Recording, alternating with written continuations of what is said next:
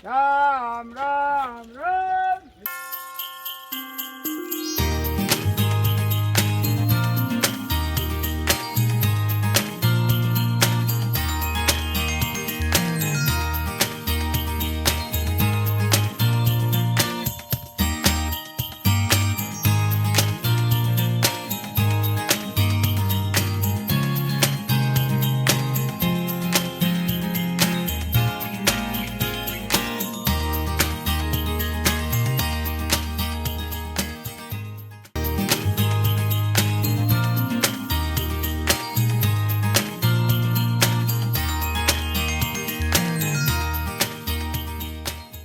अभी पिछले 1 डेढ़ सालों से मेरे दिमाग में ये चल रहा था कि समाज में एक समस्या आ रही थी।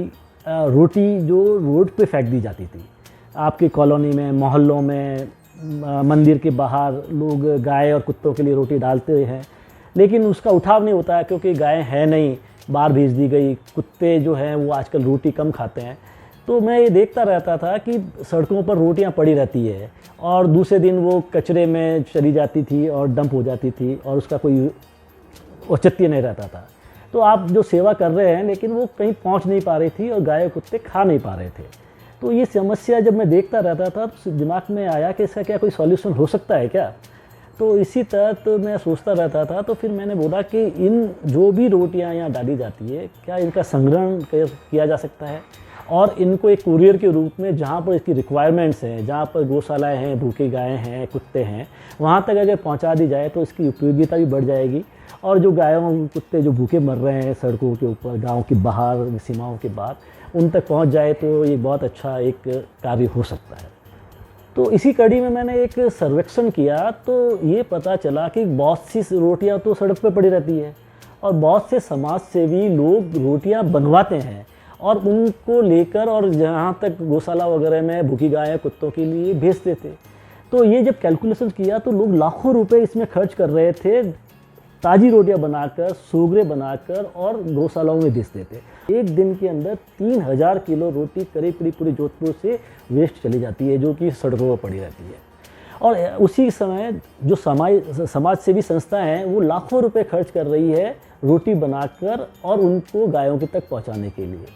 तो जब ये देखा गया तो मैंने सोचा कि इनका संग्रहण करना बहुत ज़रूरी है ताकि ये जगह पे पहुँचे। तो इसी कड़ी में मैंने एक संस्था से पूछा तो वो 1 लाख रुपए महीने का खर्च कर रहे थे और करीब हर दिन 40 से 50 किलो रोटी बनवाकर और कुत्तों को देने लगे थे। तो मेरे दिमाग में ये आया कि कुछ पिंजरे बना दिए जाएं गायों के लिए और कुत्तों की रोटी डालने के लिए। उनको मंदिरों के बाहर, कॉलोनी के बाहर, मोहल्लों के बाहर लगा दिया जाए। तो इस कार्य को शुरू करने के लिए मैंने सोचा कि ये मैं अपने ही पिताजी की याद में कुछ पिंजरे लगाना चाहता हूँ। और कुछ ही दिनों में ऐसा लगने लगा कि लोग उसमें रोटियां डालने लग गए। 10 दिन हुए, 15 दिन हुए तो उसके अंदर करीब करीब 30-30, 40-40 किलो रोटी रोज़ आने लग गई। तो अब आप ये देखिए कि ये जब सिलसिला चला तो मैं इस पिंजरे को बढ़ाता गया। कुछ समाज सेवी आए, वो बोले हमारे नाम से लगवाइए, हमारे गली में लगवाइए, मंदिर में लगवाइए, कॉलोनी में लगवाइए। तो इस तरह से ये कारोबार चलता गया। तो पहले 20 लगाए, 40 लगाए और आज 1 डेढ़ साल हो गया है और करीब 100-105 पिंजरे तो हमारे लग चुके हैं। और आपको आश्चर्य होगा कि 600 से 700 किलो रोटी प्रतिदिन इसमें इकट्ठी होकर विभिन्न गौशालाओं में भूखी गायों के लिए, कुत्तों के लिए रोज़ जा रही है, जिसका एस्टिमेशन आप लगाएं तो करीब करीब 1.5 से 2 लाख रुपए इसका एस्टिमेशन हो जाता है पर डे के हिसाब से। तो एक पिंजरा अप्रोक्सीमेटली 1000 रुपये वैल्यू की रोटी रोज़ निकाल के हमें दे देता है, जो कि वेस्ट जा रही थी।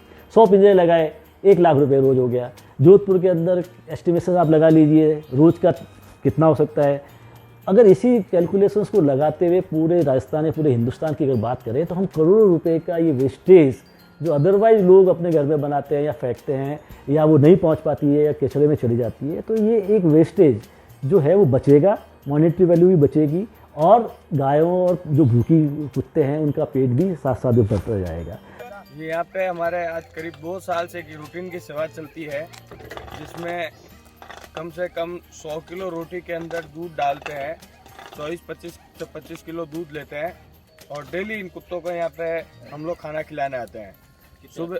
सुबह हमारी 5 बजे टीम सक्रिय होती है, जो करीब 8 साढ़े 8 बजे तक हम लोग वापस सब ये काम करके घर जाते हैं। राम राम राम राम राम राम। राम राम करने से ये लोग अपने आप सक्रिय हो जाते हैं। भाई अपने को भोजन डालने के लिए आ गए। शायद हम सुबह 5:30 घर से निकलते हैं। उसके बाद रोटियां लेके ड्रम में छोटी छोटी करके उसमें दूध डालते हैं और रास्ते में कुत्तों को डालते हुए आते हैं और यहाँ बची हुई रोटियां गायों को डाल के फिर रिचका डाल के फिर वापस।